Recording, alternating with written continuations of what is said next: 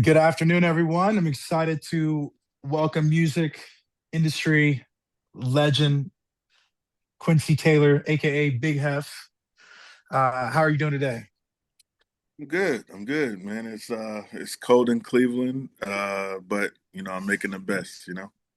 Yeah, and we co-hosted an event last week in Cleveland. It was a great time, great turnout. Had a lot of different people, founders, investors in the room,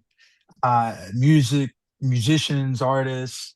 Um, so I think for those who are not familiar with you, you've helped, you've helped launch and develop countless artists across the Midwest. From Machine Gun Kelly, based in Cleveland, to also, working with T Grizzly, Cardi B, Megan Thee Stallion. Um, what's the first thing that you look for in raw talent, and what separates those from who succeed and who stalls out? Would you say? I mean, I think it's the willing and the drive to become successful. Like just like the certain nuances that it you see, like the kind of similarities from each artist that wins. It's usually the willing to outwork everyone. It's the willing to go the extra mile to make sure that the job is complete, and you have to be passionate about the music, the message behind yourself to make things work for you. I love that. I love that. Give folks a little bit of background, I guess, before I jump into the questions in terms of how long you've been working in the music and entertainment industry. I think I got my first start was like with Bone Thugs and Harmony. I've said it like many and many a times. I did an internship with them. Probably first big break came from working with Eminem at Shady Records. That was the whole 50 Cent, D12, Obi Trice era. Then I started the Ohio. I helped co-found the Ohio Hip Hop Awards. Me and my partners. Um, and it was just on the premise of creating awareness and opportunity for our music community. Um, and then, of course, we had a string of you know artists. I created something called the Big Hef Industry Tour, which turned into the Streets Most Wanted Tour. And unlike around that tour, like before, I was having like Ray Cash. I had TLC, who was with Kanye West at the time, and then it started to progress into, like, I want to say, like the current music model of today. So that's when the Little Babies, the T Grizzlies, the Megan Thee Stallions, the famous Dexys, TK Crap, like so on and so on. I feel like the generation that's popping right now is kind of like you know my biggest span of being the most effective in the music industry. And double clicking on the award shows, tours, events that you've done, what do you think is the blueprint for creating a platform that actually moves the culture and doesn't just create noise? Well, anytime I ever went to a market, I wanted to, of course, bring the artists. I wanted to check out what's going on in the music scene there and also bring something. So bring something and then create opportunity for that city. And that's what really got me into like the Detroit music scene, the Chicago music scene, the St. Louis music scene. And I see those scenes are thriving right now with the Sexy Reds, or Detroit with the Icewear Vezos and the Peasies and Babyface Rays. Chicago, we just had a number one record with with G Herbo, but we, of course, the Chief Keefs, Lil Durk, all that kind of stuff. So, it gave me a chance to check out what's really going on into that market, and then also helping the artists from that city. Love it, love it. Um, so I know your work goes far beyond music. You also work with youth empowerment and anti-violence programs. So how does mentorship and community investment strengthen the foundation of what you're doing? Well, we just want to create like an ecosystem and some opportunities for these artists. I believe, like, typical record deals are anywhere between 150, 250,000. So creating some kind of financial literacy, some kind of programs to let them know when they do come into that sum of money, what to do with it, how to invest it, and overall for the longevity of the person. And then the same thing goes with these athletes out there. So with the NIL deals and so forth, what to do with the money once you get it. Um, but I wanted to create like an ecosystem where not on like no, nothing against New York and LA, but keeping and harnessing the talent that we have here, and providing and creating the economic stability that they can maintain their livelihood. One of the biggest things to me is like when LeBron was in Cleveland, is that everyone came here, the Nikes, the whoever, McDonald's, Sprite, all these guys came here to do shoe commercials, and that helped create opportunity for, our film crews and extras and all that good stuff. So I want to bring Mhm. that back and stabilize it on the music side. Yeah. How special of a time was that in Cleveland? It's probably one of the craziest times. So we have to talk about that one off record though. Yeah. You've supported a lot of global campaigns. You work with major artists. What's one behind the scenes lesson about breaking an artist that most people outside the industry have never heard or never see? Uh, One of the things is just coaching them through, you know, different situations so they can better handle it, better adjust. Like I'm always a big information person, so I always like to talk to them. Just saying if it was like T Grizzly, like, hey, we're going into Chicago. This is the number one city that's in the Midwest. This is our biggest market, so this is something that we want to capture, and here's why.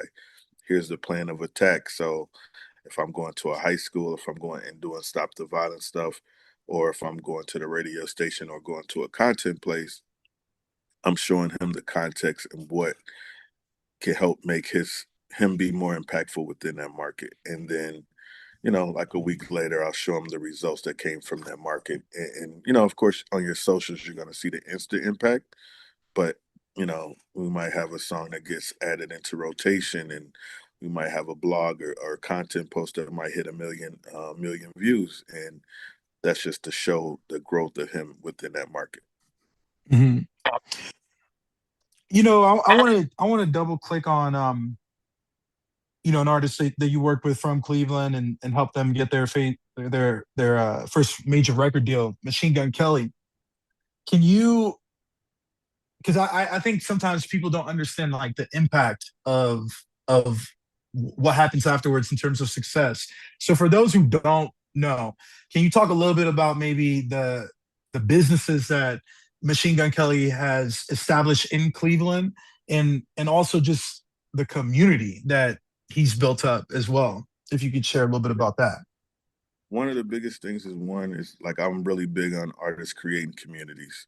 So communities leaving that leads into merch, that leads into um, just sustainability. But one of the biggest things that he created was one first it was the EST Fest, which later on turned into the MGK Day, which turns into a weekend. So on a citywide impact, that's bringing in millions and millions of dollars, because now you have 20 to 40,000 people that's coming here for the weekend, that needs hotels, that buys food from our restaurants. He opened up a coffee shop, which is ultimately his hub. And of course, people drink coffee every morning. People want to, they definitely got to eat food. So not only buying ticket, buying merch, but now you're talking hotels getting sold out. You're talking restaurants being full. And once they're here, they see stuff like the Rock and Roll Hall of Fame, where he has stuff on display. He does stuff in the sports community with youth football and so forth. So those things definitely add to the value of our city and shows what a global phenomenon that he's become. Not just the money that goes into his pocket, but everybody else that's around the city. So you look at the same thing like with Drake when he was doing his tour. He would literally come in, do two shows, but he'd literally be in the city for a week and Mm. rent out venues for private events and so forth, just to give back to that city on a the economic scale. So those are the things that we need from our artists. We want to provide more opportunities, but we have to create that type of ecosystem. So I'm really a big person on doing that, and just and that was the same thing like when we did the Ohio Hip Hop Awards and Music Conference. It was really just learning to earn and provide an opportunity for the city. Yeah. Yeah, no, it's I lived in Cleveland the last 3 years, and 27 Club Coffee, that's MGK spot. It's, a hub. And I wouldn't be Yeah, surprised if we see that, in Linwood and in LA, as time goes on, because, they're just doing great things. yeah, Um, as someone who's championed the region, right, for over 2 decades, I think, you're like the godfather, right? Like in the Midwest, right? When it comes to this, where do you see some of the biggest opportunities for Midwest artists and executives in the next 5 years? Uh, I want to create more hubs. I want to create more, whether it be studios or compounds where it's kind of taking like the Tech Nine approach, where we have merch, we have, of course, the studio, but we're building our community up where we're finding the next songwriters, the next producers, the next videographers, where those people can have opportunities to one, shoot videos, but also shoot movies, since Ohio has a big state credit that goes to film development and stuff in our Yeah. state. So a lot of people outside come in and take advantage, but we want the guys that's born and raised in Ohio to utilize these same things.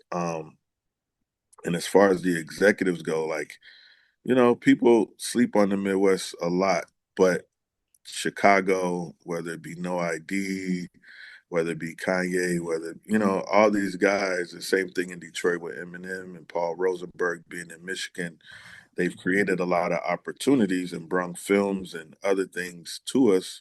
So we just have to start taking advantage of that. And I feel like the next generation of music execs or music moguls are really starting to, with everything kind of being uh, indie first, that I plan on seeing more distribution, more publishing companies launch within our community over the next 3 to 5 years, especially taking advantage of AI. There's a lot of songwriters that are definitely starting to get their voice and getting their feel as far as putting out content. And then we just got to structure it a little bit, and I think we'll be in a great place. Yeah, no, I second that. I think, Ohio gets like the overlooked rap. Excuse me. But I think I'm just named a few names, but we have legends like a John Legend, Tracy Chapman, Anita Baker, Dave Grohl, obviously, Kid Cudi. You have some really David Allen Coe. You have some songwriters that have just changed the whole thing of music. And to your point, what it's interesting what Ohio would look like if those artists had, support, um, compared to like what they have in New York, LA. Yeah. So yeah, if labels are paying attention, no, go ahead. No, say a lot of people don't know. So LA reads from Cincinnati. And then, like you said, of course, back in the days, you have like the Zaps and the Rogers and Bootsy Collins and all that, the Yep. OJs, Levert, Avant. But now you have guys that are from here, like a Leonard Brooks, who's big into the faith music based stuff with uh, things that he's doing. You have James McMillan. He was one of the guys that did the first MGK deal, but also has like Corday, and he has, Honey Baby and a couple others, finesse two times. So there's guys, execs that are from our area, but we just have to support them a little bit more. Yeah. And like I said, once they have those artists in pocket or artists signed, then we got to create a support system to go underneath that. Yeah. No, for sure. For sure. Um, so as I know we're getting around. We recently did a tech event. I think that's kind of along the lines of building that community. What were some of your takeaways? Because I know you, just like, staying online. I think the tech industry sometimes gets like the bad rap where people just, they don't know who will be in the room or so yeah, what was your takeaway from the event last week?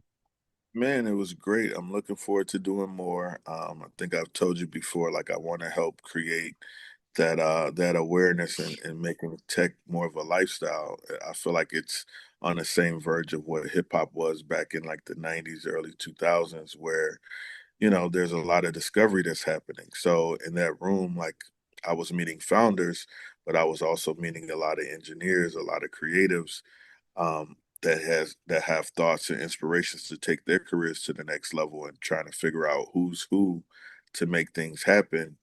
Um, but I thought the combination of the mixture of people was phenomenal. I received a lot of messages saying like that was the best networking event that they had been to in a long time, It's and I awesome. believe it's because bringing those diverse communities together, and then seeing what kind of conversation and relationship they can build out of it. I think that's going to help nurture that for sure. Yeah, yeah, no, it's just how I look at tech, especially right now too. It's what used to cost hundreds of thousands of dollars a couple years ago. You could use tools like Replit, Cursor. Our last panel list, Sarah, she brought up Base 44. These are Right. all under $30 a month, essentially, and you could build, um, a full application, backend. So I think we're entering an era where now I do think tech was inaccessible to many of us, 20 years ago. If you didn't know how to code and things like that, you literally you had to hire someone or um but in this era, we have this at our fingertips. So a lot of it is, education and just exposing it to people, and showing them how easy it could be. Yeah, yeah, and like I said, it's becoming more affordable, and it's letting like the younger generation learn how to master something before they go into the workforce or go into market with something with a tool and figuring out if it's worth exploring further or not. Like they're not married to projects like we were back in my day or whatever. They're like, hey, this works, it can make money, let's go, let's try to find some investors and so forth. But I'm excited about it, man. Like one of the things, like just getting into it, just meeting so many people with creative minds, but just figuring out how we can work together. I think that's the biggest thing for me. And then, uh, you know, making a more faster, more efficient way that we can start to build things up. That's all. Mhm. And this is a question I've been asking our other panelists. But you're a builder, for a while. So I guess, there's just so much advice that sometimes, we get. What's one thing that you tell other builders, creators, artists to just completely ignore?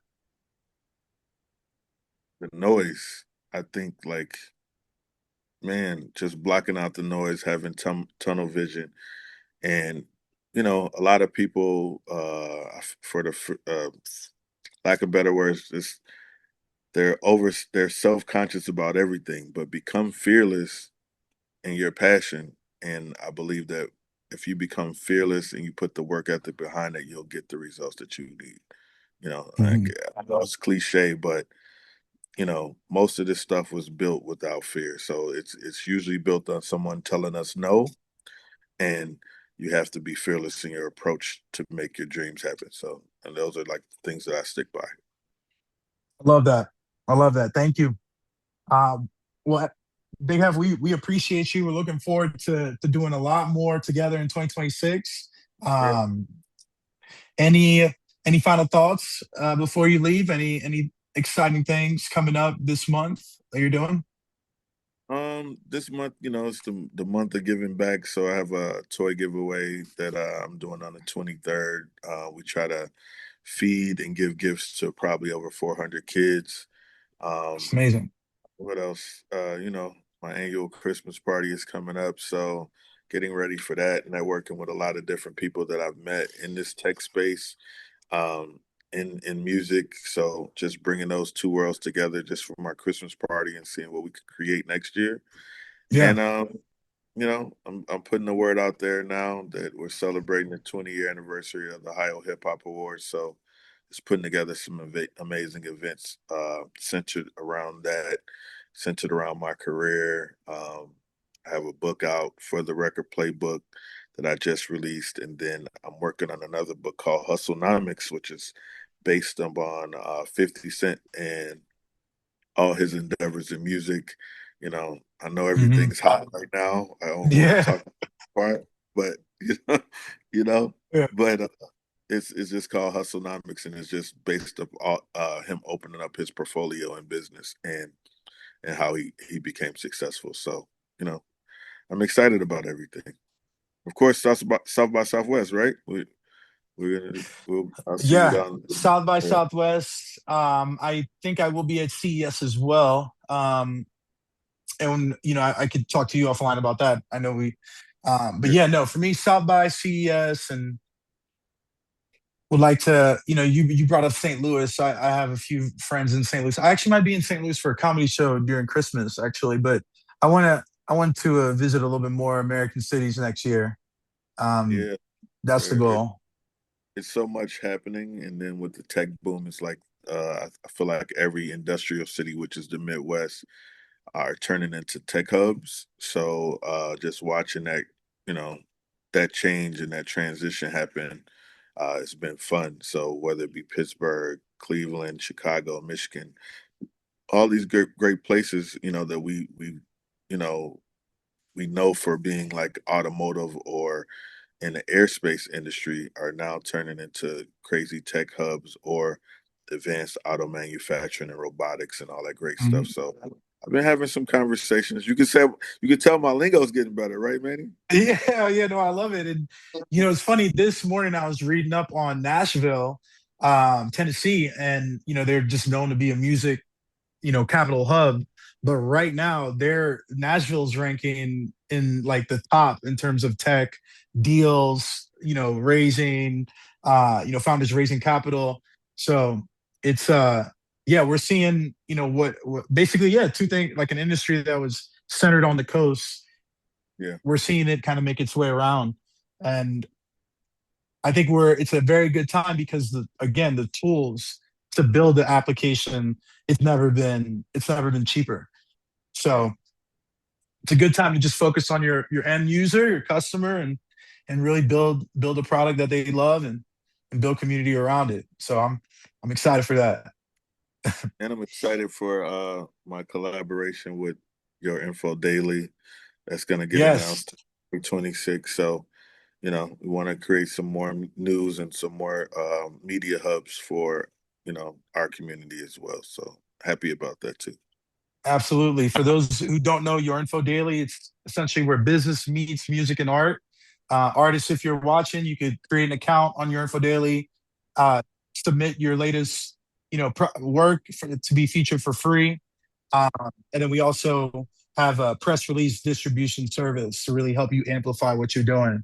So that's something that a passion project for over 12 years that have received all types of support, from RP Nipsey Hussle to Kevin Hart, Guap Dad most recently. So yeah, I think we especially the culture, they're brought up, and I'm interested on your take in terms of social media platforms.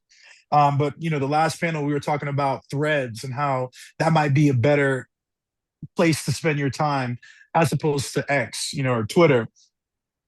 Are you noticing, which social platforms might be the best for artists emerging, or is it more Um, of a be for everywhere?